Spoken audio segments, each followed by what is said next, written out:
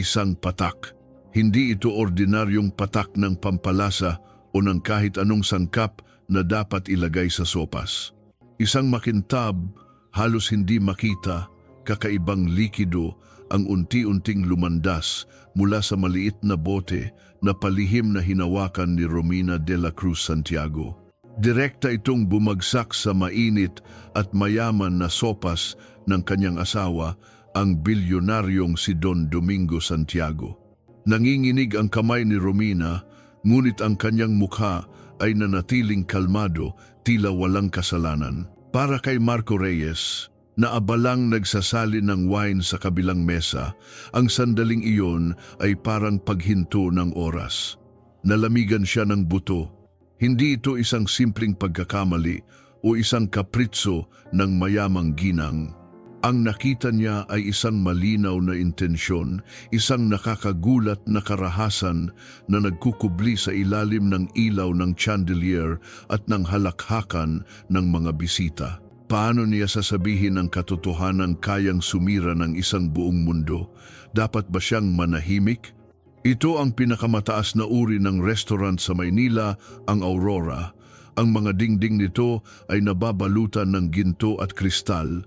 Ang mga bisita ay nakasuot ng mamahaling damit at ang bawat ingay ay parang musika. Ito ang mundong malayo sa kanyang pinanggalingan. Sa kanyang simpleng buhay bilang isang estudyante ng arkitektura na nagtatrabaho bilang part-time waiter para makatustos sa pag-aaral. Hindi niya akalain na sa gitna ng karangyaan na ito, masasaksihan niya ang isang krimen. "Sir, okay lang po ba kayo?" Tanong ng kasamahan niyang si Aling Nena. Napansin ang pamumutla ni Marco. Hindi sumagot si Marco. Ang kanyang mga mata ay nakapako pa rin kay Romina. Tumalikod na ito sa sopas, humarap sa kanyang asawa at ngumiti ng matamis, isang ngiting puno ng pagtatago. Ang puso ni Marco ay kumakabog ng malakas sa kanyang dibdib. Kung hahayaan niya lang ito, isang inosenteng tao ang mamamatay. Isang bilyonaryo, oo, ngunit tao pa rin. Ang kanyang kamay ay nanginginig habang dahan-dahan niyang inilapag ang bote ng wine. Ang pakiramdam ng takot ay unti-unting napalitan ng isang mainit na pagtutol. Hindi niya ito kayang hayaan. Hindi niya ito kayang palampasin. May mali sa ginawa ng ginang at kailangan niyang kumilos. Naramdaman niya ang init sa kanyang lalamunan. Ang dugo ay umakyat sa kanyang ulo. Kailangan niya itong gawin para sa tama. "Tigilan niyo po!" Isang malakas na sigaw ang lumabas sa lalamunan ni Marco. Ang kanyang boses ay tila isang granada na sumabog sa loob ng isang silid na puno ng katahimikan. Lahat ng mga ulo ay sabay-sabay na napalingon. Ang musika ay huminto. Ang mga kutsara ay nalaglag sa pinggan. Ang hangin ay tila nanigas. Ang mga mata ng lahat ay nakatingin kay Marco na nakatayo sa gitna ng silid, nanginginig ngunit determinado. Si Romina, na may kutsarang abot kamay na sa Don Domingo, ay biglang napatigil. Ang ngiti sa kanyang labi ay nawala, napalitan ng isang tingin ng pagkabigla, pagkatapos ay pagtatago. Ang kanyang mga mata ay nagniningning sa ilalim ng ilaw. "Ano ang sinasabi mo, binata?" Tanong ni Don Domingo na hindi maintindihan ang nangyayari. Ang kanyang mga mata ay bahagyang kumurap, tila nagtataka, ngunit ang mga mata ni Marco ay nakapako lamang kay Romina. "Nilagyan niyo po ng lason ang sopas ni Sir Domingo." Ulit ni Marco, ang kanyang boses ay nanginginig pa rin, ngunit mas malinaw na ngayon. Natahimik ang buong restaurant. Isang collective gasp ang narinig mula sa mga bisita. Si Romina ay mabilis na bumalik sa kanyang sarili. Ang kanyang mukha ay nagpakita ng matinding galit, tila nasaktan sa akusasyon. "Anong kabastusan yan? Sino ka para mang-akusa ng ganyan?" Sigaw ni Romina. Ang kanyang boses ay matinis at puno ng galit, ngunit may bahid ng panik sa gilid. Mabilis niyang itinabi ang maliit na bote na ginamit niya, Itinago ito sa ilalim ng mesa. Ang mga guwardiya ng restaurant ay mabilis na lumapit kay Marco, handa na siyang pigilan. Ngunit si Marco ay hindi nagpatinag. Nakita ko kayong naglagay ng isang likido sa sopas ni Sir Domingo.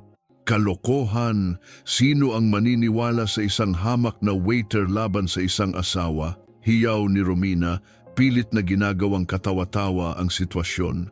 Ang kanyang mga mata ay puno ng paghamak.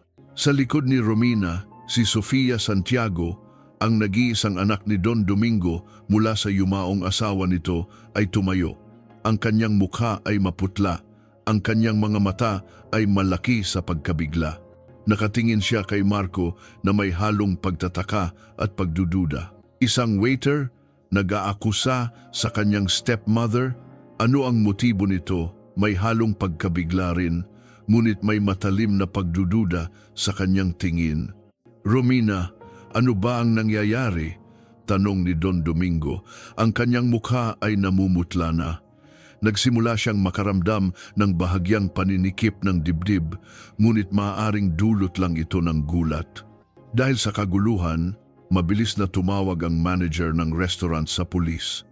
Ilang minuto lang, dumating ang mga autoridad na lalong nagpalala sa tensyon. Ang mga bisita ay nagsimulang magbulungan, ang ilan ay naghahanap ng kumpirmasyon, ang iba ay tumitingin kay Marco na may pagkamuhi bilang isang taong sumira sa kanilang gabing puno ng karangyaan. Kailangan po namin kayong isama sa istasyon para sa investigasyon, sabi ng isang pulis kay Romina na kalmado pa ring nakikipagtalo sa kanila.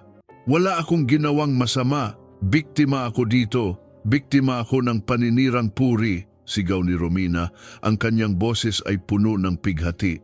Ngunit para kay Marco, isang pigating peke. Si Don Domingo ay nagsimulang manghina, ang kanyang hininga ay bumibigat.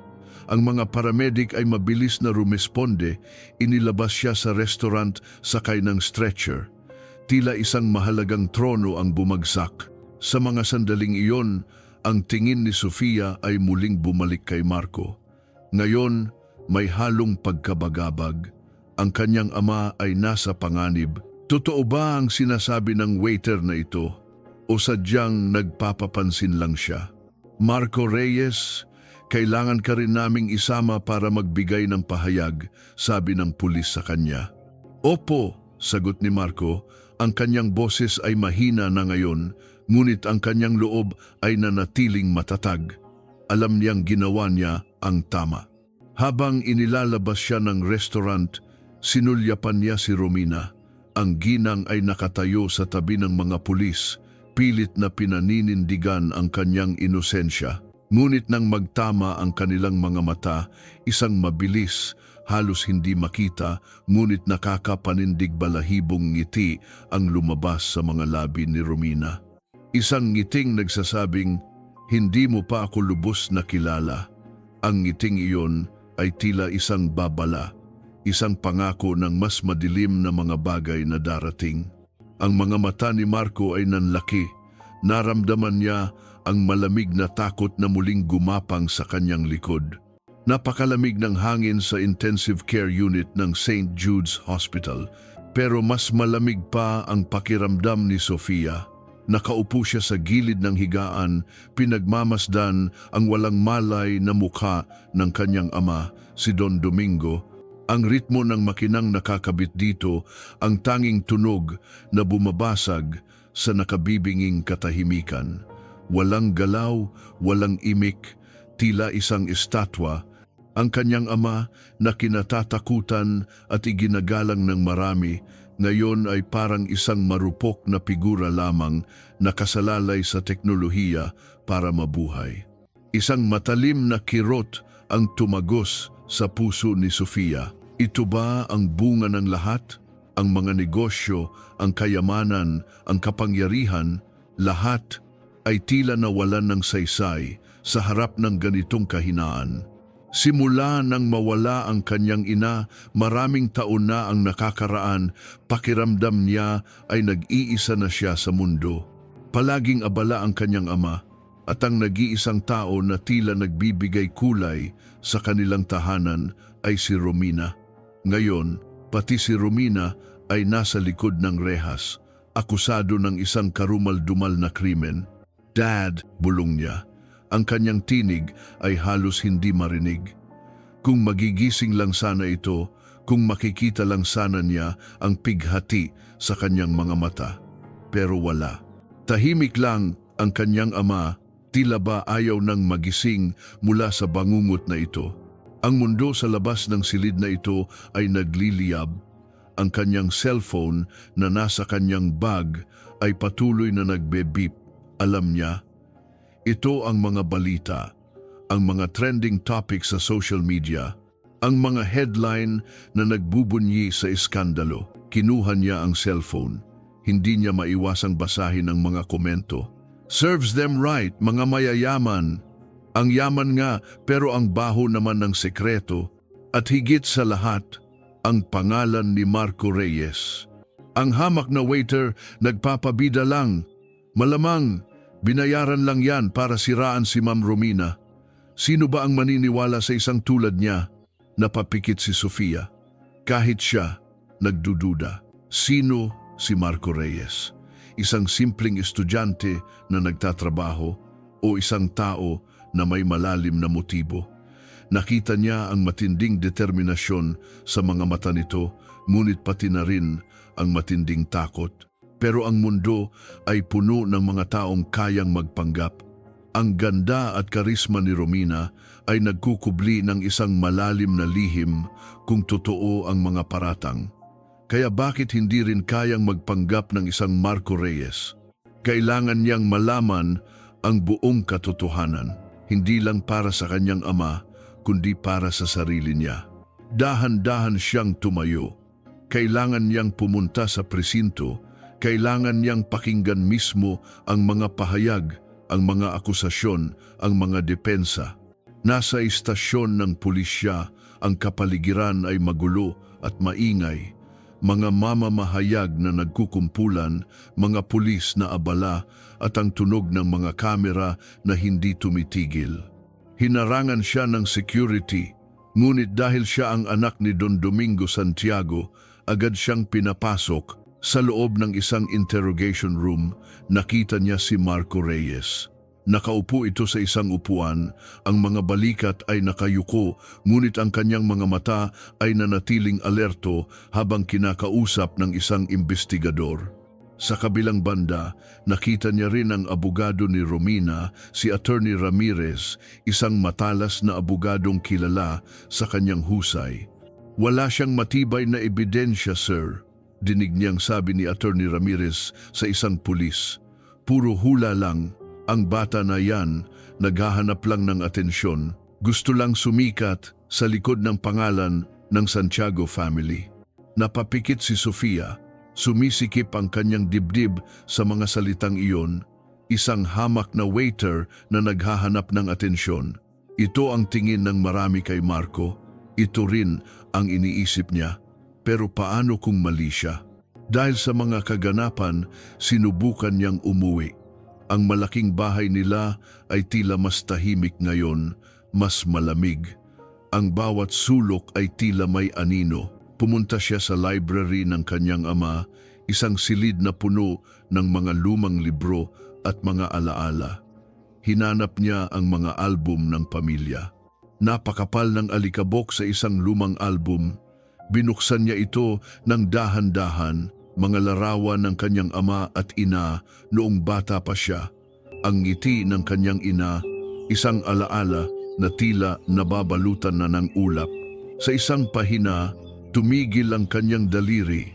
Isang larawan, ang kanyang ina, nakangiti, habang hawak ang isang maliit na batang babae. Ang batang babae ay nakangiti rin, tila tuwang-tuwa na kasama ang kanyang ina. Ito si Romina. Hindi pa siya ganoon kaganda at karangyaan noon. Isang simpleng batang babae na may malaking ngiti, at sa likod ng larawan may sulat kamay ang kanyang ina. "My sweet little cousin, Romina. May she always feel loved here." Nalaglag ang album mula sa kanyang kamay. Emosyon ng pagkalito, ng pagdududa at ng matinding kalungkutan ang bumalot sa kanya. Hindi lang si Romina ang asawa ng kanyang ama. Si Romina ay pinsan ng kanyang ina, isang kamag-anak.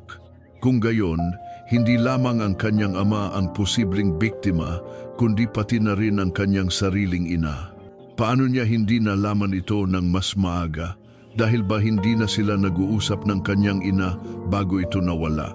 Ang kanyang utak ay nagsimulang magtrabaho. Bakit hindi niya ito kailanman naaalala ng malinaw? Bakit hindi ito nababanggit?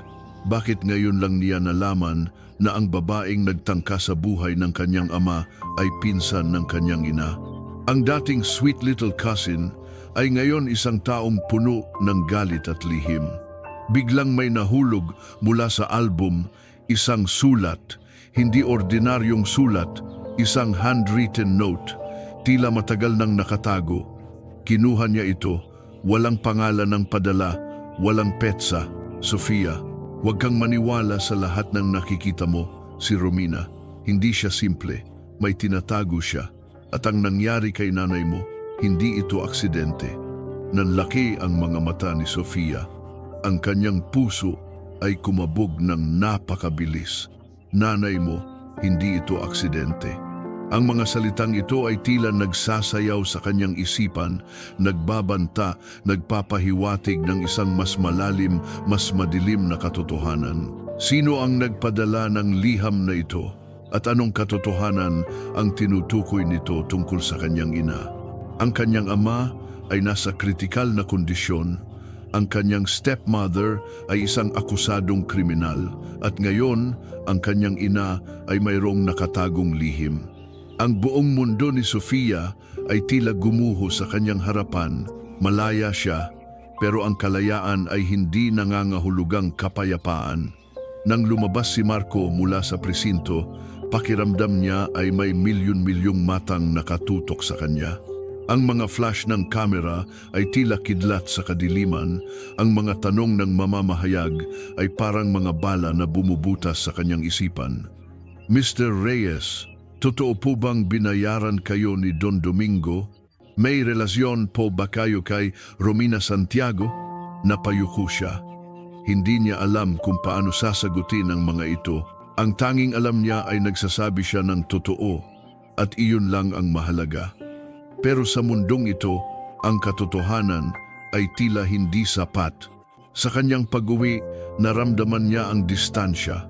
Ang kanyang mga kaibigan na dating masiglang bumabati, ngayon ay umiiwas. Ang kanyang part-time job sa coffee shop ay tila naglaho na lang.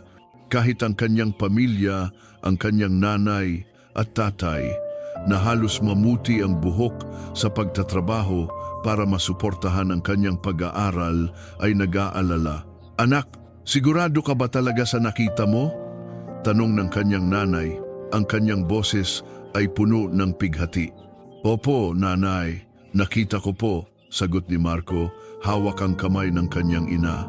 Ramdam niya ang pag-aalala ng mga ito, pero ramdam din niya ang kanilang tiwala. Iyon lang ang nagbibigay sa kanya ng lakas.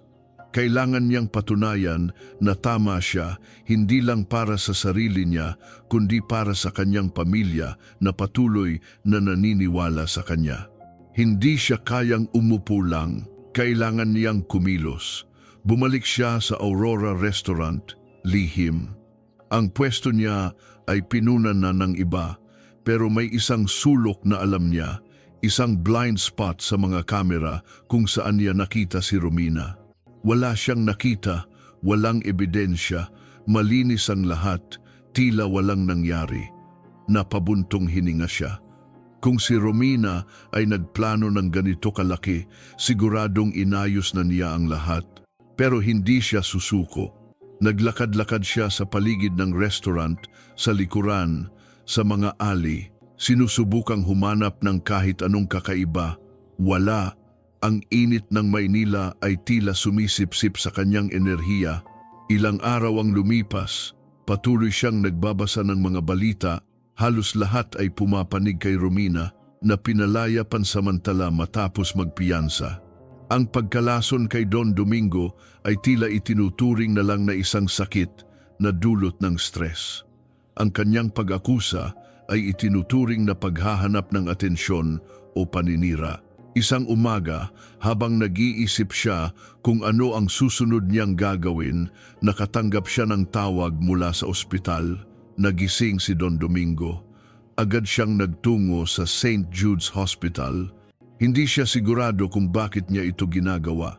Siguro dahil sa pag-asang may maisasalba pa siya.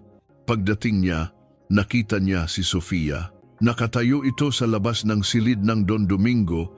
Ang kanyang mukha ay may bakas ng pagod at lungkot, ngunit may kakaibang kinang sa kanyang mga mata, kombinasyon ng pagdududa at paghahanap. Napalingon si Sofia nang makita siya.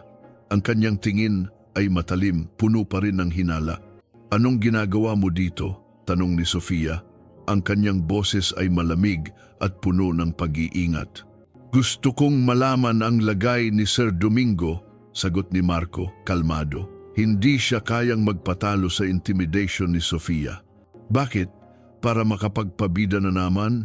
Para makakuha ng simpatiya?" Sofia scoffed. Ang kanyang mga mata ay parang dalawang itim na bola na handang tumagos sa kanya. "Hindi mo pa rin ba titigilan ang paghahanap ng atensyon, Mr. Reyes?" Napayuko si Marco, pero mabilis din siyang tumingin kay Sofia. "Hindi ko po maintindihan kung bakit ganyan ang tingin niyo sa akin, Ma'am Sofia. Pero ang nakita ko po, totoo. At kung nagpapabida man ako, bakit ko pa po ilalagay ang buhay ko sa panganib para makulong?" Natahimik si Sofia. May bahid ng pagkabigla sa kanyang mukha. Pero si Tita Romina, pinsan siya ng nanay ko. "Hindi siya gagawa ng ganoon," bulong ni Sofia, tila kinakausap ang sarili. Narinig ni Marco ang huling bahagi ng sinabi ni Sofia. Pinsan ng nanay niya? Nagulantang siya. Ito ay isang bagong impormasyon, isang detalye na hindi kailanman lumabas sa mga balita. "Pinsan niyo po?" Tumango si Sofia, ang kanyang mukha ay mas nagpakita ng kalungkutan. "Oo, lumaki siya sa bahay namin, parang kapatid ko na." "Kung gayon, mas lalo po akong hindi maintindihan," Marco tried to explain, his voice full of genuine confusion. Bakit po niya gagawin ito sa asawa ng pinsan niya? Bakit niya sasaktan ang tao na tumulong sa kanya? Ang mga salita ni Marco ay tila tumagos sa pader na itinayo ni Sofia. Napakunot ang noo nito, tila pinoproseso ang kanyang mga sinabi. May kakaibang kislap ng pag-aalinlangan sa kanyang mga mata, isang maliit na crack sa kanyang matigas na postura. Sa unang pagkakataon, tila handa itong makinig. Sa loob ng silid, dahan-dahang gumalaw ang ulo ni Don Domingo. Ang kanyang mga mata ay bahagyang nakabukas. Agad silang pumasok. "Dad!" bulong ni Sofia, lumapit sa kanyang ama. "Ro, Mina," bulong ni Don Domingo. Ang kanyang boses ay halos hindi marinig, malabo at may kahirapan. Ang kanyang mga mata ay lumuluha. "Si Ro, Mina, inalagaan niya ako." Napatingin si Marco kay Sofia. Ang Don Domingo ay tila naniniwala pa rin kay Romina, o dahil sa epekto ng lason, o dahil sa kanyang kahinaan, ang kanyang memorya ay tila malabo. Ang mga salita ni Don Domingo ay tila isang balde ng malamig na tubig na ibinuhos kay Marco. Nakita niya ang pighati sa mukha ni Sofia. Kung pati ang biktima ay naniniwala sa salarin, paano pa ang iba? "Sir, ako po si Marco Reyes." Sinubukan ni Marco. Ngunit ang Don Domingo ay tila hindi na nakikinig. Pumikit ito, ang kanyang hininga ay bumigat muli. Napabuntong hininga si Sofia. "Nakikita mo na, kahit ang papa ko naniniwala sa kanya," sabi ni Sofia, ang kanyang boses ay puno ng pagod. "Sana totoo ka, Mr. Reyes. Dahil kung hindi, nasira mo ang lahat." Naramdaman ni Marco ang kirot sa mga salita ni Sofia, pero may nakita siyang kakaiba sa kanyang mga mata. Sa kabila ng pagdududa, may bakas ng pagnanais na malaman ang katotohanan. Isang bahagi niya ang tila naghahanap ng kasagutan. At alam ni Marco, kailangan niyang ibigay iyon. Nang gabing iyon, habang naglalakad si Marco pauwi sa kanilang simpleng apartment, nag-iisip siya kung ano ang susunod niyang gagawin. Ang lahat ay tila laban sa kanya. Biglang nag-vibrate ang kanyang cellphone, isang unknown number. Nag-aalangan siyang sagutin. Hello? Ang boses sa kabilang linya ay malalim, bago, at tila binago upang hindi makilala. Marco Reyes. Tigilan mo na ang ginagawa mo. Nanindig ang balahibo ni Marco. Sino to? Huwag kang makialam sa hindi mo negosyo. May mga bagay na mas mabuting hayaan na lang o gusto mong may mangyari sa pamilya mo? Ang huling mga salita ay tila isang malakas na suntok sa kanyang dibdib, ang kanyang pamilya. Napakapit siya nang mahigpit sa kanyang cellphone. Ang banta ay totoo, ang laban na ito ay hindi lang tungkol sa kanya. Napakabigat ng paghinga ni Sofia habang nakatingin sa nakasulat na mensahe. Ang mga salita ay tila sumasayaw sa kanyang paningin, bumubuo ng isang nakakapanindig balahibong babala. Nanay mo, hindi ito aksidente. Sino ang nagpadala nito? Bakit ngayon lang? Ang liham na nahanap niya sa loob ng lumang photo album ay nagdulot ng mas malalim na pagkabalisa kaysa sa akusasyon ni Marco Reyes. Ang mga matagal nang nakabaon na alaala ng kanyang ina na matagal nang pilit niyang nililibing, ngayon ay pilit na bumabalik, kasama ang nakakagulat na impormasyon tungkol kay Romina. Ang pag-aalinlangan kay Marco ay nanatili pa rin sa kanyang puso, isang maliit na tinik, pero ang boses nito sa ospital, ang pagtatanggol nito sa katotohanan, at ang kanyang sariling pagtuklas na pinsan niya si Romina, ay tila unti-unting nagbubukas ng isang bagong pintuan. May mali, may mas malalim pa sa nakikita. Hindi siya kayang umupo lang. Ang kanyang ama ay walang malay, nasa panganib, at ang kanyang ina ay tila may lihim na iniwan. Kailangan niyang kumilos. Kinabukasan, maaga siyang nagtungo sa opisina ng kanyang ama sa Santiago Holdings. Bilang anak at tagapagmana, mayroon siyang access sa mga importanteng dokumento. Ang mga empleyado ay bumabati sa kanya ng may paggalang at awa, ngunit alam niyang sa likod ng kanilang mga ngiti ay ang mga bulungan at pagtataka. Pumasok siya sa malaking opisina ng kanyang ama. Ang malawak na mesa ay puno ng mga papeles. Nagsimula siyang maghanap. Ang kanyang puso ay kumakabog.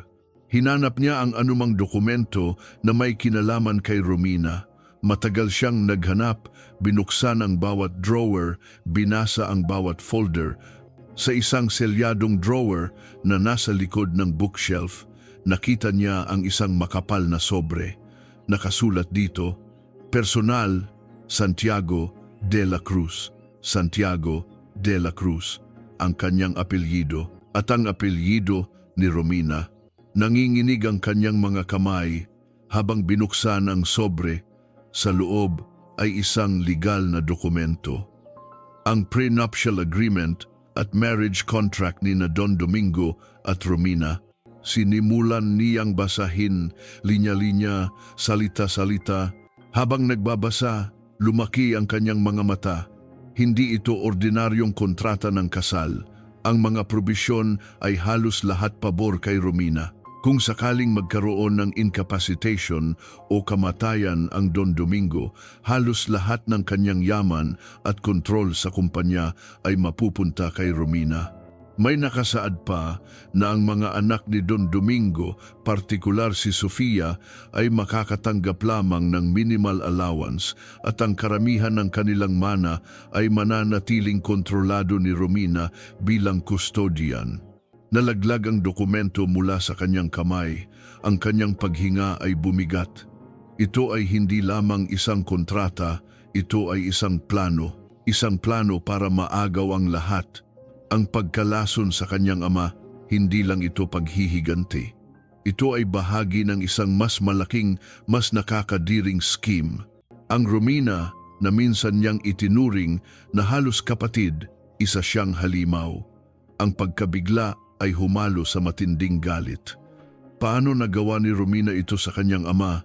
At bakit ganito ang mga termino ng kontrata? Bakit pumayag ang kanyang ama? Matapos ang galit, bumalik ang lungkot. Nilibot niya ang kanyang tingin sa opisina. May nakita siyang isang lumang kahon nakatago sa isang sulok sa ilalim ng mga lumang plano ng arkitektura ng kanyang ama. Isang lumang kahon ng alahas, pero sa halip na alahas, may nakita siyang isang maliit na leather-bound book. Ito ang diary ng kanyang ina. Nanginginig ang kanyang kamay habang hinawakan ang diary. Ang amoy ng lumang papel ay tila nagbabalik sa kanya sa kanyang kabataan. Binuksan niya ito, mga sulat kamay ng kanyang ina, mga alaala, mga pangarap. Sa mga unang pahina, nakasulat ang tungkol sa pagmamahal ng kanyang ina sa kanyang ama, ang kanilang simpleng pangarap na magkaroon ng isang masayang pamilya.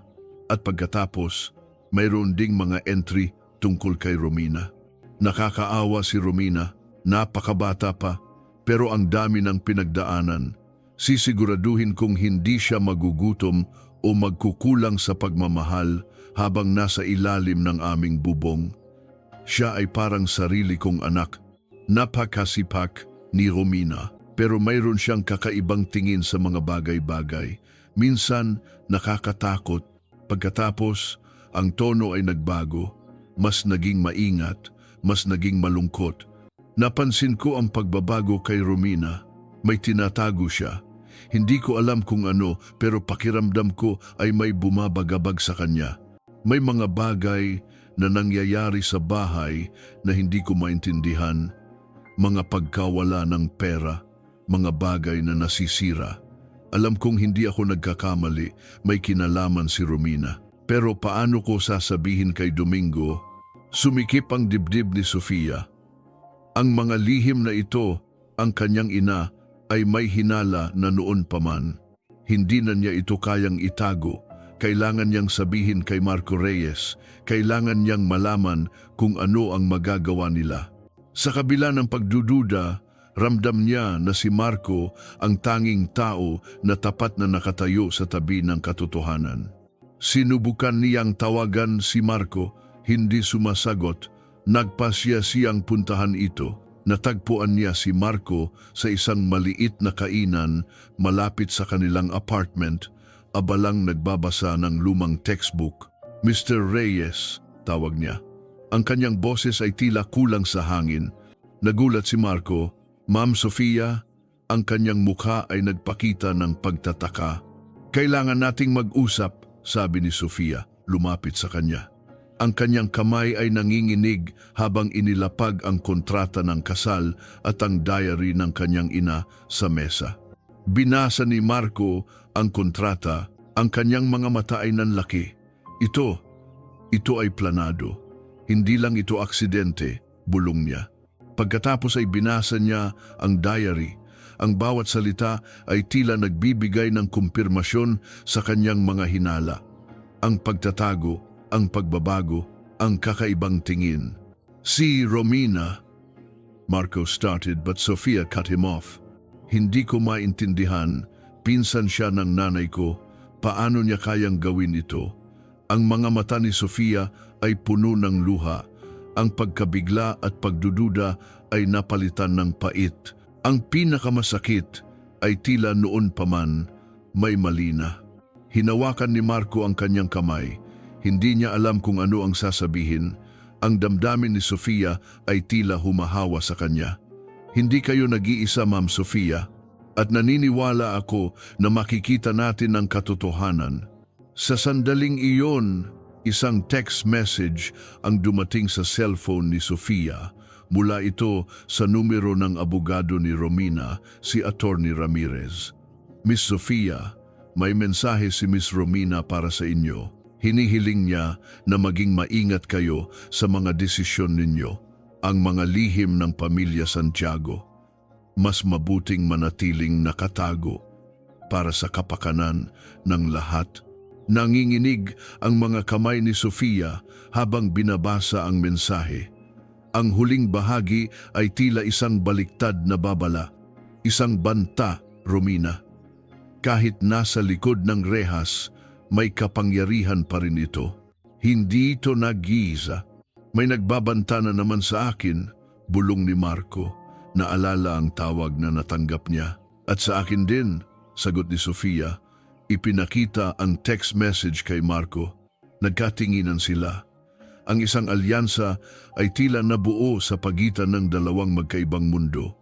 Isang simpleng estudyante at isang mayaman na tagapagmana, pinag-isa ng isang krimen at ng mga lihim ng nakaraan. Nang gabing iyon, hindi makatulog si Sofia. Patuloy siyang nagbabasa sa diary ng kanyang ina. Hinahanap niya ang bawat butil ng impormasyon. Sa pinakahuling entry na hindi pa niya nababasa, nakita niya ang isang nakakapanindig balahibong sulat. Natatakot ako, ang sikreto ni Romina, napakadilim. Pakiramdam ko, nasa panganib ako, at si Domingo, tila bulag sa katotohanan. Sana, kung anuman ang mangyari sa akin, ay may makakita ng katotohanan. Huwag kang maniwala sa lahat ng sinasabi nila. Ang totoong kaaway ay nasa loob. Nalaglag ang diary mula sa kanyang kamay. Ang mga salitang nasa panganib ako at nasa loob ay umalingaw-ngaw sa kanyang isipan. Thud! Isang malakas na tunog ang narinig niya mula sa labas ng kanyang silid, tila may bumagsak o may nagtatago. Napahawak siya sa kanyang dibdib, ang kanyang puso ay kumakabog ng napakabilis. Hindi kaya, may nakarinig sa kanya, ang panginginig ng kamay ni Sofia habang ipinapakita ang text message ay sapat ng patunay. Totoo ang banta, hindi lang siya ang target. Naramdaman ni Marco ang isang mainit na pagtutol na kumalat sa kanyang dibdib. Hindi niya hahayaang may mangyari kay Sofia o sa kanyang pamilya. Hindi ito simpleng paghahanap ng atensyon, ito ay isang laban para sa katotohanan. Hindi na tayo pwedeng mag-isa, sabi ni Marco. Ang kanyang boses ay kalmado, ngunit may matinding determinasyon. Magtutulungan tayo. Tumango si Sofia, ang kanyang mga mata ay nananatiling malaki sa takot. Sa mga oras na iyon, ang kanyang pagdududa kay Marco ay tuluyang nalusaw na palitan ng isang kakaibang pagtitiwala. Ang simpleng waiter na ito ay tila ang tanging matatag na pundasyon sa mundong biglang gumuho sa kanya. Ang lason, ani Marco, inalala ang gabi sa Aurora. Ang pulis ay tila ayaw maniwala na ito ay totoong lason o sadyang pinagtatakpan. Pero alam ko at alam mo na may inilagay siya sa sopas ng tatay mo. Pero paano natin mapapatunayan? Tanong ni Sofia, ang kanyang tinig ay halos pabulong. Ang lahat ng ebidensya ay itinago na niya. Ang mga tao ay tila ayaw maniwala sa atin. Kailangan nating hanapin ang pinanggalingan ng lason, paliwanag ni Marco. Ang kanyang utak ay abalang naghahanap ng solusyon. Ang ganitong klase ng kemikal ay hindi basta-basta nabibili. Mayroon itong pinagmulan, isang chain. Kailangan lang nating mahanap ang unang link. Nagsimula sila sa kanilang investigasyon, hindi sa mga malalaking tanggapan o mga elegante ng lugar, kundi sa madidilim at masisikip na eskinita ng Maynila. Nagtanong sila sa mga lumang pharmacist na nasangkot sa mga iligal na transaksyon, sa mga herbalista na may kaalaman sa mga pambihirang halaman, at kahit sa mga tao na kilala sa underground na bentahan ng mga kakaibang sangkap. Ginugol nila ang maraming oras, araw-araw, pilit na hinahanap ang isang maliit na bakas. Ang bawat tanong ay puno ng panganib. Ang bawat lugar na kanilang pinupuntahan ay nagdudulot ng kaba. Isang hapon, nakarating sila sa isang lumang bodega sa isang liblib na bahagi ng Tondo. Ang amoy ng alikabok, kalawang, at basa ay bumalot sa kanila. Ang bodega ay malaki at tila inabandona, puno ng mga lumang kahon at kalawangin na makina. "Sigurado ka ba dito, Marco?" bulong ni Sofia. Ang kanyang kamay ay mahigpit na nakahawak sa braso ni Marco. Ang kanyang mga mata ay naglilibot sa madilim na sulok ng bodega. Ang kanyang mamahaling damit ay tila hindi na bagay sa lugar na ito. Ang kanyang mundo ay unti-unting lumalayo sa kanyang nakasanayan at nararamdaman niya ang malamig na hangin ng panganib. Ayon sa impormasyon na nakuha ko, dito nagmula ang ilang unusual na kemikal na hindi karaniwang makikita sa merkado, paliwanag ni Marco. Ang kanyang flashlight ay nakatutok sa madidilim na sulok. "Baka may makita tayo dito na makapag-uugnay sa lason." Nagsimula silang maghanap sa loob ng bodega, maingat ang bawat hakbang. Ang tanging ingay ay ang pagtapik ng kanilang mga yapak sa sementadong sahig. Biglang, isang malakas na kalampag ang umalingaw-ngaw mula sa likuran nila, para itong tunog ng bakal na tumama sa bakal. Pareho silang napalingon. "Sino yan?" sigaw ni Marco. Agad na hinila si Sofia sa likod ng isang stack ng mga lumang kahon na halos kasing taas nila. May 3 lalaki ang lumabas mula sa anino. Ang bawat isa ay may hawak na bakal na tubo. Ang kanilang mga mukha ay nakatalukbong ng itim na tela. Hindi ito simpleng pagnanakaw, ito ay isang sadyang pag-atake. Ang kanilang presensya ay nagpapahiwatig na tama sila sa kanilang hinala. May mga matataas na tao na ayaw nilang matuklasan ang katotohanan. "Ibigay niyo ang hinahanap niyo!" sigaw ng isa sa mga lalaki. Ang kanyang boses ay malalim at nagbabanta. "At tigilan niyo na ang pangungulit." "Takbo!" sigaw ni Marco. Hinawakan ang kamay ni Sofia at mabilis na tumakbo sa kabilang direksyon. Ang bodega ay isang labyrinth ng mga kahon, lumang makina at mga sirang estante. Ang bawat sulok ay tila nagtatago ng panganib. Ang mga tunog ng kanilang mga yapak ay sinundan ng malalakas na yapak ng mga humahabol sa kanila. Ang puso ni Sofia ay kumakabog ng malakas sa kanyang dibdib. Ang bawat hininga ay tila isang pakikibaka. Hindi pa siya kailanman nakaranas ng ganitong takot. Ito ay ibang-iba sa kanyang mundo ng mga high society events at exclusive parties. Habang tumatakbo sila, isang matalim na kirot ang tumagos sa likod ni Marco. Isang malakas na hampas ng bakal na tubo ang tumama sa kanyang balikat. Napaungol siya, ngunit hindi niya binitawan ang kamay ni Sofia. Nagpatuloy siya sa pagtakbo. Ang kanyang balikat ay masakit, ngunit ang pag-aalala para kay Sofia ay mas nangingibabaw. "Sa likod ng pader na yan," sigaw ni Marco. Itinuro ang isang maliit na butas na sa tingin niya ay daanan sa kabilang bahagi ng bodega. Ito ay tila isang dating vent o maliit na pinto na sadyang ginawang butas. Nagtago sila sa likod ng malaking stack ng mga lumang gulong. Narinig nila ang mga humahabol sa kanila na nagmumura at naghahanap. Ang kanilang mga boses ay naglalakbay sa dilim. "Kailangan nating lumabas dito," bulong ni Marco. Ang kanyang hininga ay mabigat. "Hindi ko alam paano," sagot ni Sofia. Ang kanyang boses ay nanginginig. Ang kanyang paghinga ay mabigat din at ramdam niya ang lamig sa kanyang mga kamay. Naramdaman ni Marco ang takot ni Sofia.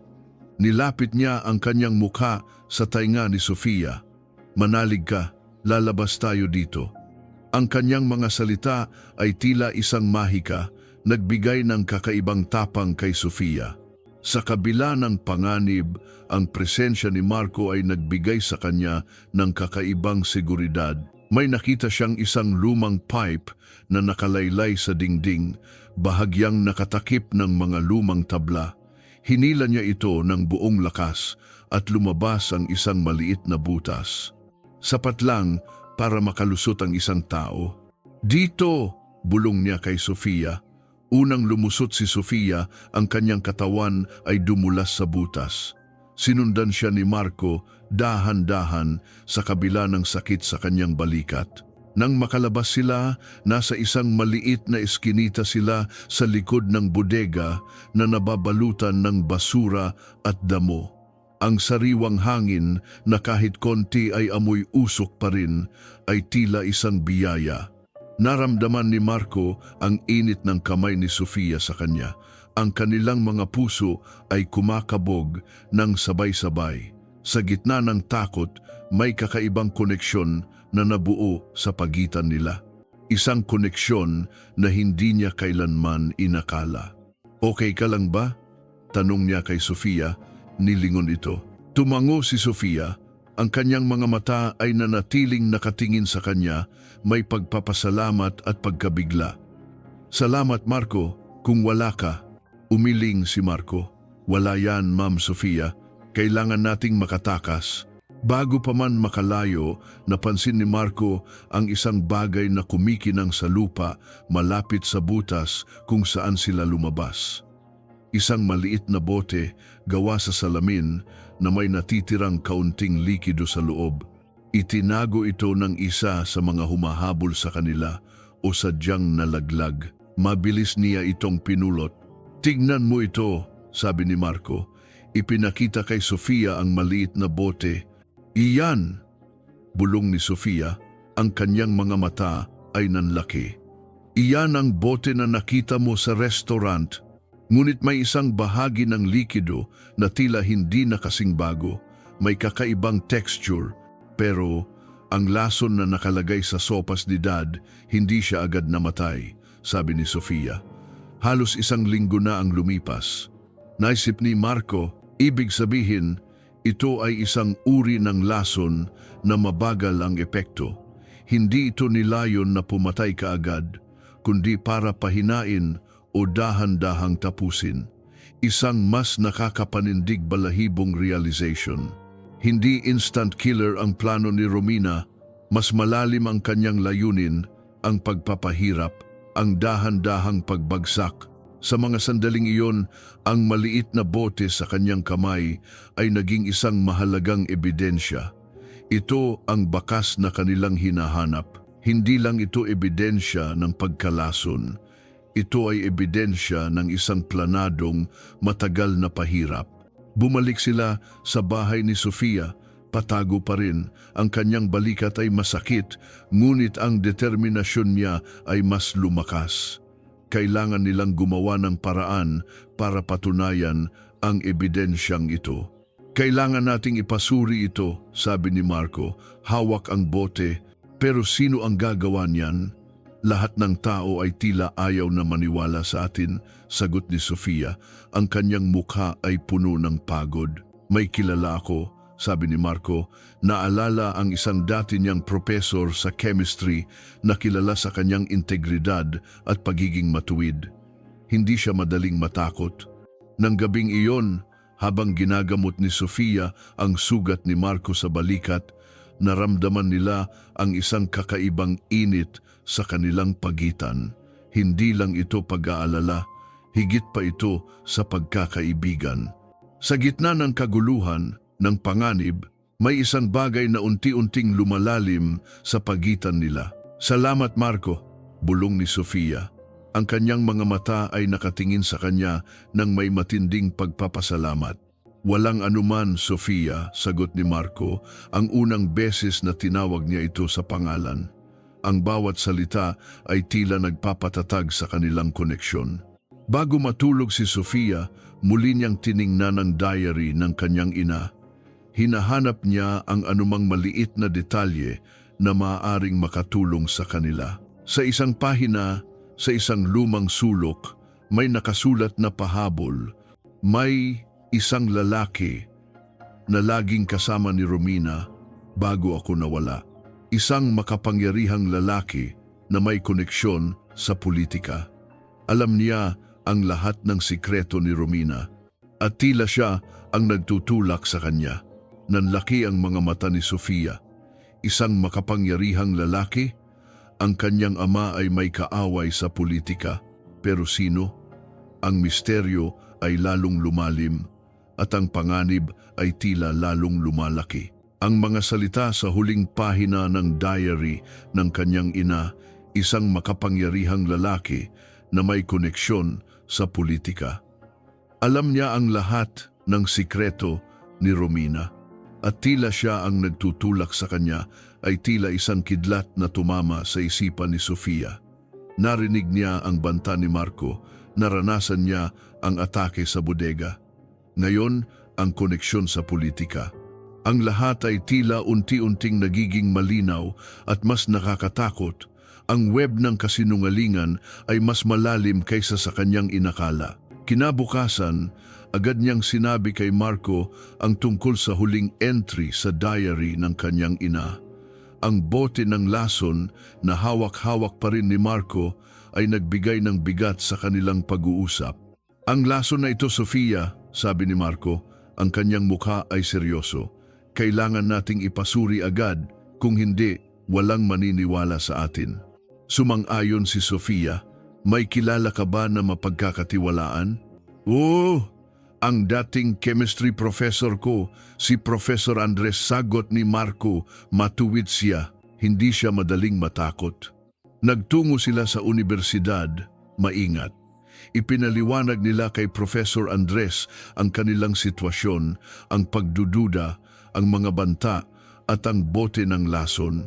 Maingat na pinakinggan sila ng matandang propesor, ang kanyang mukha ay nagpakita ng seryosong pag-aalala. Ipasusuri ko ito. Pero kailangan ng oras, sabi ni Professor Andres. Kinuha ang bote mula kay Marco. At kailangan nating maging maingat. Kung totoo ang sinasabi niyo, mas marami pa kayong makakalaban. Habang naghihintay sila sa resulta ng pagsusuri, bumalik si Sofia sa ospital. Sa wakas, unti-unti nang gumagaling si Don Domingo. Ang kanyang ama ay tila mas malakas na ngayon. Ang kulay ng kanyang balat ay bumalik na sa dati, ngunit ang kanyang isip ay tila nanatiling malabo.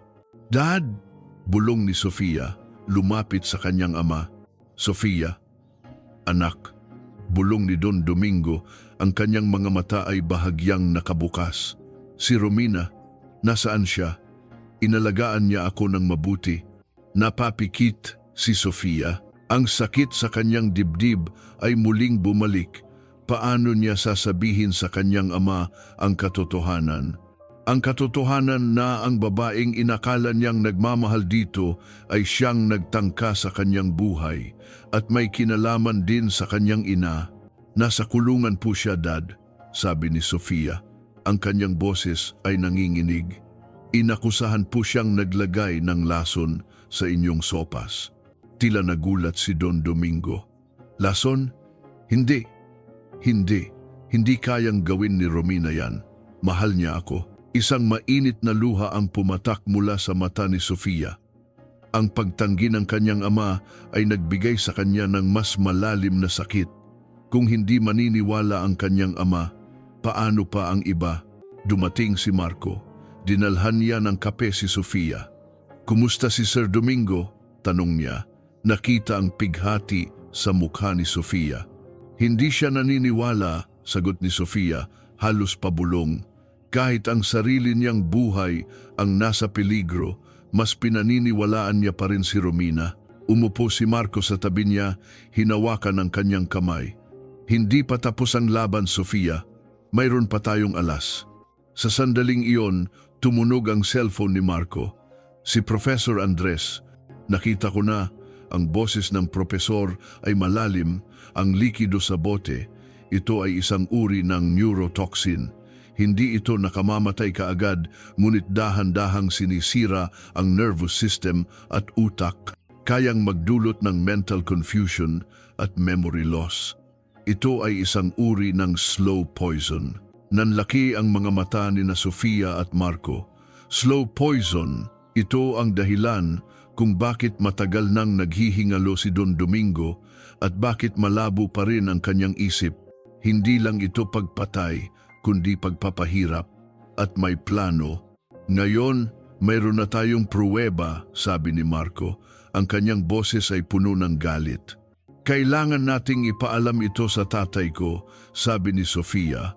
Ang kanyang determinasyon ay mas matatag na ngayon, hindi na niya kayang itago ang katotohanan sa kanyang ama. Bumalik sila sa silid ni Don Domingo. Dahan-dahan, ipinaliwanag ni Sofia ang lahat. Ang kontrata ng kasal, ang mga probisyon, ang diary ng kanyang ina, at ang huling entry na nagpapahiwatig ng kanyang pagkamatay. At ngayon, ang ebidensya ng slow poison. Habang nagkukuwento si Sofia, unti-unting nagbago ang mukha ni Don Domingo, ang kanyang mga mata na dating malabo, ngayon ay tila nagliliyab sa sakit at pagtataka. Ang kanyang bibig ay bahagyang nakabukas. Tila may mga nakalimutang alaala na dahan-dahang bumabalik sa kanyang isipan. Hindi, bulong ni Don Domingo. Hindi, si Romina, hindi niya kayang gawin yan.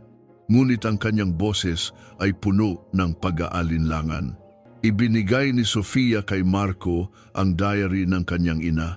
Basahin mo ang huling entry, Marco. Binasa ni Marco ang nakakapanindig balahibong sulat. Mayroon kaming mainit na pagtatalo kanina sa hagdan. Natakot ako, ang tingin niya. Hindi ko makakalimutan. Kung may mangyari sa akin, alam kong hindi ito aksidente. At alam kong may kinalaman siya. Nagulantang si Don Domingo, ang kanyang mga mata ay nanlaki. Nagkaroon ng sunod-sunod na flashes sa kanyang isipan.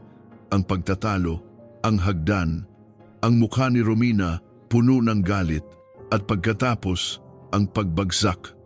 Ang dugo, hindi aksidente, bulong ni Don Domingo. Ang kanyang boses ay puno ng pagsisisi at galit. Ang kanyang mukha ay namumutla at ang kanyang hininga ay bumigat muli. Ang iyong ina, pinatay. Pinatay siya ni Romina. Nagulat si Sofia. Ang kanyang ina, pinatay? Hindi lang ito simpleng aksidente? Ang kirot sa kanyang puso ay lumalim, nagiging isang matinding sakit. Ang lahat ng kanyang takot at hinala ay kumpirmado. Biglang bumagsak si Don Domingo sa kanyang kama, ang kanyang katawan ay nanginginig, ang kanyang mga mata ay napaikot. "Dad! Dad!" sigaw ni Sofia, mabilis na lumapit sa kanyang ama. Ang mga doktor at nurse ay mabilis na pumasok sa silid. Si Marco ay mabilis na hinila si Sofia palayo. Habang kinakapa ng mga doktor ang pulso ni Don Domingo, marahan itong binuka ang kanyang bibig. Ang kanyang mga mata ay nakatingin sa kisame, tila may nakikita. "Si Eduardo," bulong ni Don Domingo, ang kanyang boses ay halos hindi marinig. Pagkatapos ay nawalan siya ng malay. "Eduardo?" bulong ni Sofia, nagtataka.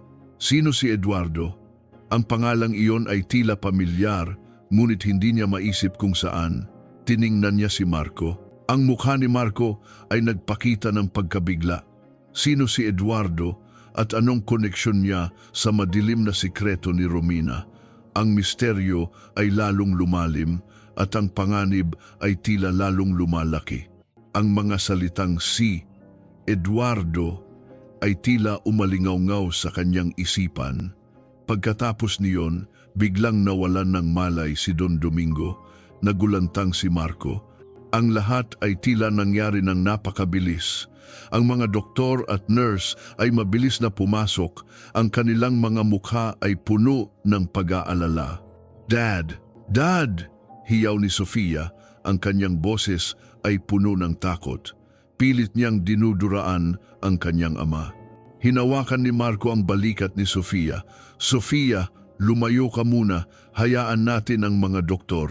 Habang pilit na ino-revive ng mga doktor si Don Domingo, tiningnan ni Marco ang kanyang paligid. Ang selyadong sobre ng pagsusuri mula kay Profesor Andres ay nasa bulsa niya. Ang kopya ng diary ng nanay ni Sofia ay nasa kanyang kamay. Mayroon na silang sapat na ebidensya, ngunit ang bawat minuto ay tila mahalaga. Kung hindi nila ito agad mailalabas, baka tuluyang mawala ang Don Domingo at kasama niyon ang lahat ng katotohanan. Lumabas ang isang doktor, ang kanyang mukha ay seryoso. Miss Santiago, ang inyong ama ay nasa kritikal na kondisyon. Ang kanyang katawan ay tila sumuko na sa epekto ng lason. Kailangan natin ng milagro. Napakapit si Sofia sa dingding, ang kanyang mga mata ay puno ng luha. Ang kanyang katawan ay nanginginig, ang lungkot at galit ay bumalot sa kanya. Hindi ito pwedeng mangyari. Hindi pa tayo tapos, Sofia, sabi ni Marco, hinawakan ang kanyang kamay. Mayroon tayong mga pruweba, kailangan nating ilabas ang mga ito. Ngunit sa mga oras na iyon, isang flash report ang bumulaga sa TV sa waiting area. Isang breaking news. Romina de la Cruz Santiago pinalaya na matapos magpiyansa.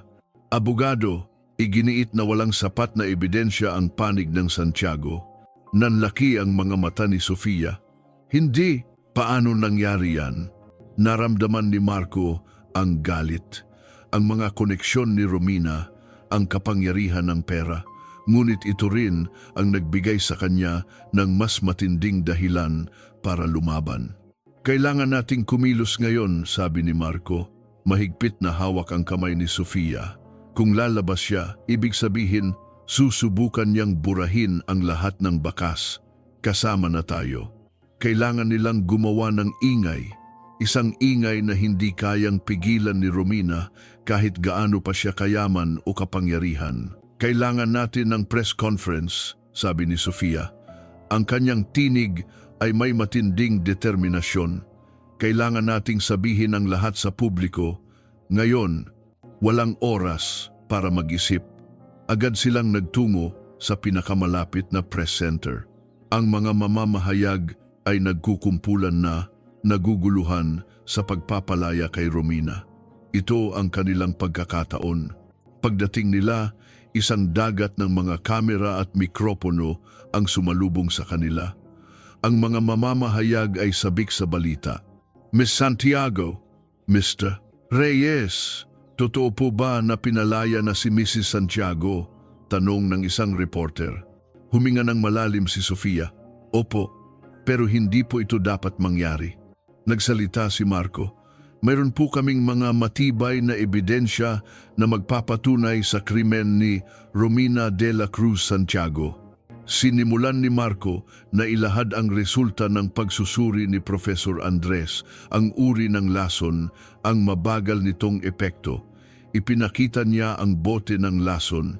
Pagkatapos, inihayag ni Sofia ang nilalaman ng diary ng kanyang ina, ang huling entry na nagpapatunay na pinatay si Mrs. Santiago at hindi ito aksidente. At ang huling salita po ng tatay ko bago siya nawalan ng malay, sabi ni Sofia, ang kanyang mga mata ay puno ng luha.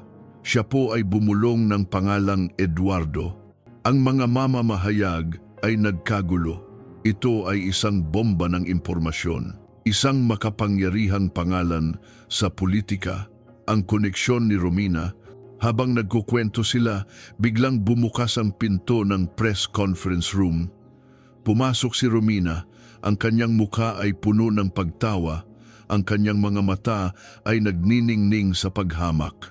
May kasama siyang dalawang malaking lalaki. Mga sinungaling!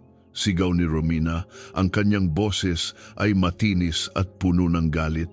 Naghahanap lang kayo ng atensyon. Hindi ako ang pumatay sa kapatid ko. Hindi ako ang nagtangka sa buhay ng asawa ko. Lumapit si Romina sa kanila, ang kanyang mukha ay halos dumikit kay Sofia. Akala mo ba, Sofia, madadala mo ako sa ganyan? Akala mo ba ang mga lumang diary at ang mga hula ng isang hamak na waiter ay makakapagpabagsak sa akin? Naramdaman ni Marco ang tensyon. Handa siyang ipagtanggol si Sofia. Romina, may ebidensya kami. Hindi mo kayang itago ang katotohanan. Anong katotohanan? Sigaw ni Romina.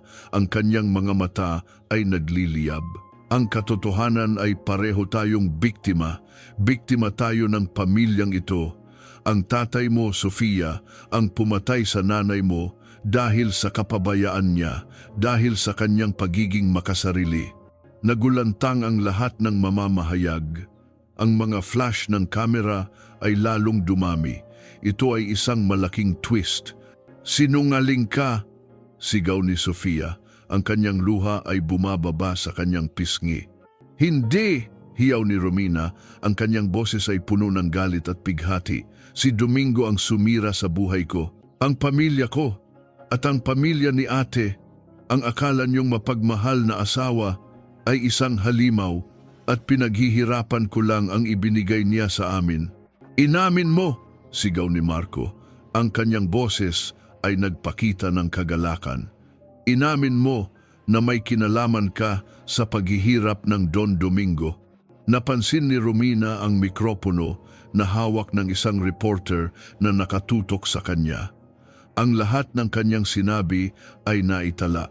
Ang kanyang mukha ay nagpakita ng pagkabigla pagkatapos ay matinding galit. Siya ay natrap. Hindi totoo yan, sigaw ni Romina, pilit na kumakawala. Ang pangalan na binanggit ni Don Domingo bago siya nawalan ng malay ay Eduardo. Alam namin na may koneksyon ka sa kanya, sabi ni Sofia. Ang kanyang tinig ay matatag na ngayon. Natahimik si Romina, ang kanyang mga mata ay nanlaki. Ang pangalan na iyon tila isang susi sa kanyang pinakamalalim na sikreto. Isang sandali ng takot ang dumaan sa kanyang mga mata pagkatapos ay napalitan ng isang mapanlinlang na ngiti. Eduardo, Romina scoffed. Ang kanyang ngiti ay masama. Oo, kilala ko si Eduardo, pero ang akala nyo kayang sirain ng pangalang yan ang lahat ng pinaghirapan ko? Ang akala nyo, ito na ang katapusan ng laro? Naglakad siya patungo sa pintuan, ang kanyang mga kasama ay sumunod sa kanya. Bago siya tuluyang makalabas, lumingon siya kina Marco at Sofia. Ang kanyang mga mata ay nanlilisik sa galit, ngunit may kakaibang kinang ng pagtatagumpay. Hindi pa tapos ang laro, mayroon pa akong alas, at ito ay mas malaki pa sa akala nyo. Isang malakas na pagbagsak ng pinto ang nagtapos sa kanyang paglabas. Naiwan sina Marco at Sofia at ang mga mamamahayag na nakatulala. Inamin ni Romina ang kanyang galit at ang kanyang intensyon, ngunit ano ang kanyang alas? Ano ang mas malaki pa sa mga krimen na kanyang inamin? Ang kaba ay muling bumalot kina Marco at Sofia. Ang laban ay lalong lumalim at ang panganib ay lalong lumaki. Ang mga salita ni Romina ay tila nag-iwan ng nakabibinging katahimikan sa press conference room. Ang kanyang pag-amin sa galit at intensyon at ang nakakapanindig balahibong banta tungkol sa kanyang alas ay nagpakaba kina Sofia at Marco. Sino si Eduardo at anong mas malaki pang lihim ang itinago ni Romina? Ang digmaan para sa katotohanan ay tila hindi pa tapos at ang panganib ay mas lumalim pa. Ngunit ang pag-amin ni Romina sa harap ng mikropono kahit sa galit ay sapat na. Agad na kumalat ang balita. Ang mga video ng press conference ay nag-viral. Ang publiko na dating nag-aalinlangan ngayon ay nagulantang sa mga revelasyon. Ang mga banta sa buhay ni Marco at Sofia, ang ebidensya ng slow poison at ang diary ng kanyang ina, lahat ay umalingaw-ngaw sa buong bansa. Hindi na kayang pigilan pa ni Romina ang agos ng katotohanan. Dahil sa pag-amin niya at sa mga nakalap na ebidensya ni Marco at Sofia, muling inaresto si Romina. Sa pagkakataong ito, walang piyansa. Ang kaso ay magyayari sa isang buwang lumipas. Sa ospital, matapos ang ilang araw na pagpapagaling, unti-unting lumakas si Don Domingo. Ang epekto ng neurotoxin ay tila nawawala na at ang kanyang isip ay luminaw. Naalala niya ang lahat. Ang pagtatalo sa hagdan, ang pagbagsak ng kanyang asawa at ang mapanghusgang tingin ni Romina. Ang huling salita niya, si Eduardo, ay bumalik sa kanyang alaala. Sa isang pribadong pag-uusap, sa tabi ng kanyang higaan, humarap si Don Domingo kay Sofia. Ang kanyang mukha ay puno ng pagsisisi at sakit. "Anak, Sofia." Bulong ni Don Domingo, hawak ang kamay ng kanyang anak. Ang kanyang boses ay nanginginig. "Patawarin mo ako, anak. Bulag ako. Sobra akong abala sa negosyo, sa sarili ko. Hindi ko nakita ang paghihirap ng nanay mo. Hindi ko nakita ang galit sa puso ni Romina. Pinabayaan ko kayo. Patawarin mo ako." Ang mga luha ay bumagsak sa pisngi ni Sofia. Sa wakas, narinig niya ang mga salitang matagal na niyang inaasam. Ang pag-amin ng kanyang ama. Hindi siya galit. Sa halip, naramdaman niya ang matinding lungkot at pagnanais na magpatawad. "Okay lang po, Dad. Hindi ko kayang mawala kayo," sagot ni Sofia. Niyakap ang kanyang ama ng mahigpit. Ito ang unang beses na naramdaman niya ang koneksyon na matagal nang nawala sa pagitan nila. Pagkatapos, tumingin si Don Domingo kay Marco na nakatayo sa isang sulok. "Maingat, Marco." "Hiho," tawag ni Don Domingo, nagpakita ng ngiti. "Salamat, anak. Kung wala ka, baka wala na ako ngayon at hindi kailanman mabubunyag ang katotohanan." "Ginawa ko lang po ang tama, Sir Domingo," sagot ni Marco. Yumuko. "Hindi," sabi ni Don Domingo. "Higit pa sa tama ang ginawa mo. Kinaya mong manindigan sa kabila ng lahat at tinulungan mong buksan ang mga mata ko." Napatingin si Don Domingo kina Marco at Sofia. "Nakikita ko ngayon, anak. Nakikita ko ang pagmamahalan ninyo. Marco, alam kong hindi ka mula sa mundo namin, pero ang puso mo ay mas tunay kaysa sa marami sa amin. Tinatanggap kita. Ipagmamalaki ko kung magiging bahagi ka ng pamilyang ito." Namula si Marco habang si Sofia ay ngumiti. Ang pagtanggap ng kanyang ama ay nagbigay sa kanila ng kapayapaan. Dumating ang araw ng paglilitis ni Romina. Ang buong bansa ay nakatutok. Si Romina, sa kabila ng lahat ng ebidensya, ay patuloy na nagpapakita ng isang matigas at mapaghamong mukha. Ngunit ang mga testimonya ni Marco, Sofia, Professor Andres, at maging ang mga nakuhang ebidensya mula sa bodega at sa kanyang dating mga kasama ay nagpatunay sa kanyang kasalanan. Sa huling bahagi ng paglilitis, sa gitna ng desperasyon, inilabas ni Romina ang kanyang alas. Nagtangka siyang ikaladkad ang pangalan ni Eduardo sa kanyang mga krimen. "Si Eduardo po ang nagtulak sa akin. Siya ang nagplano ng lahat. Siya ang nagbigay sa akin ng lason." Hiyaw ni Romina, pilit na isinisisi ang lahat kay Eduardo. Ngunit ang tadhana ay tila pumanig sa katotohanan. Ipinakita ng abogado ni Sofia at Marco ang mga ebidensya ng ugnayan ni Romina sa mga dating kilalang drug syndicates at ang kanyang sariling pagpaplano sa pagkuha ng mga kayamanan. Si Eduardo, isang politiko na may madilim na nakaraan, ay nagawang pigilan ang paglitaw ng kanyang pangalan. Ngunit hindi niya kayang iligtas si Romina mula sa mga konkretong ebidensya na inihayag ni Marco at Sofia.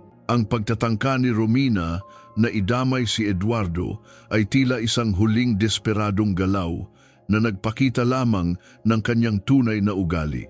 Sa huli, nahatulan si Romina de la Cruz Santiago ng habambuhay na pagkabilanggo para sa pagtatangka sa pagpatay kay Don Domingo at sa pagpatay sa kanyang ina. Ang katarungan ay nakamit. Matapos ang bagyo, ang araw ay sumikat muli sa pamilya Santiago. Pinagaling ni Don Domingo ang kanyang sarili at sa wakas ay natutunan niyang bigyan ng oras ang kanyang anak at ang mga bagay na mas mahalaga kaysa sa negosyo.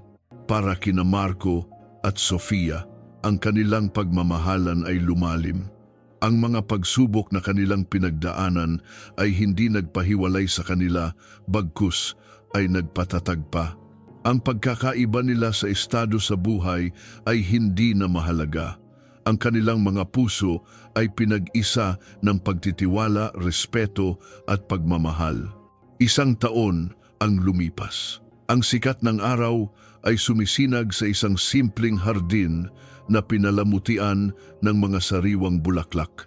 Si Sofia, nakasuot ng isang simpleng puting bestida, ang kanyang buhok ay nakalugay, ay dahan-dahang naglalakad patungo sa altar. Sa dulo nito, naghihintay si Marco, nakasuot ng barong Tagalog, ang kanyang mga mata ay nagniningning sa pagmamahal. Sa likod niya, nakangiti si Don Domingo, buo na ang kanyang kalusugan at masayang masaya. "Mahal kita, Sofia," bulong ni Marco, habang papalapit si Sofia. "Mahal din kita, Marco," tugon ni Sofia.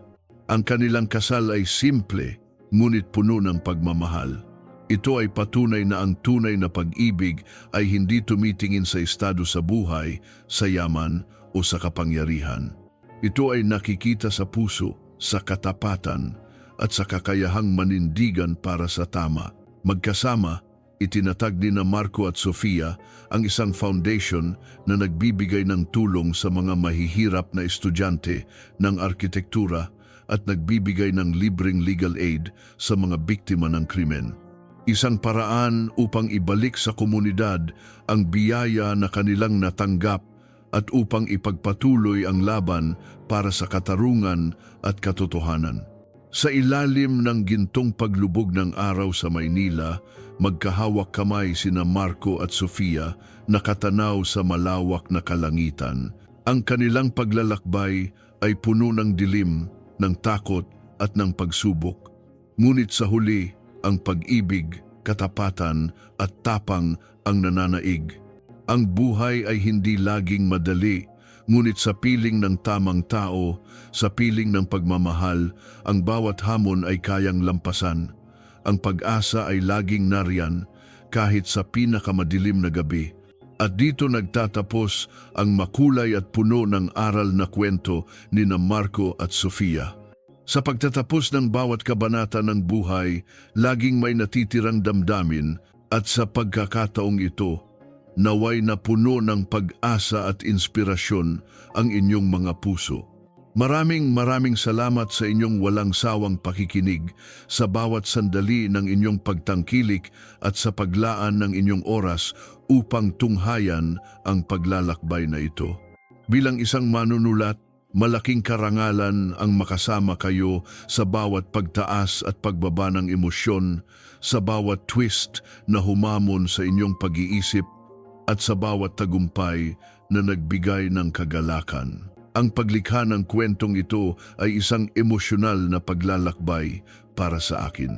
Layunin kong iukit sa inyong mga puso ang halaga ng katapatan, ang kapangyarihan ng pagpapatawad at ang walang hanggang lakas ng pag-ibig. Sa bawat karakter, sinikap kong ipakita ang kalakasan ng tao na lumaban para sa tama, gaano man kahirap ang sitwasyon. Naway nagpakita ito sa inyo na sa gitna ng mga pagsubok, ng mga lihim at ng mga panlilinlang, ang katotohanan ay laging mananaig at ang tunay na pag-ibig ay magsisilbing ilaw. Ang paghahanap ng katarungan, ang pagharap sa nakaraan at ang pagtuklas ng kapayapaan sa loob ay mga temang nais kong manatili sa inyong alaala. Hanggang sa muli nating pagkikita sa isa pang kwento, naway manatili ang liwanag ng pag-asa sa inyong mga buhay. Hinihikayat ko kayong ibahagi ang inyong mga saloobin at damdamin. Ano ang pinakagusto ninyong bahagi? Anong aral ang inyong napulot? Ang inyong mga komento ang siyang nagbibigay buhay sa bawat salita. Maraming salamat at hanggang sa susunod na kabanata ng buhay. Tadhana at Misteryo.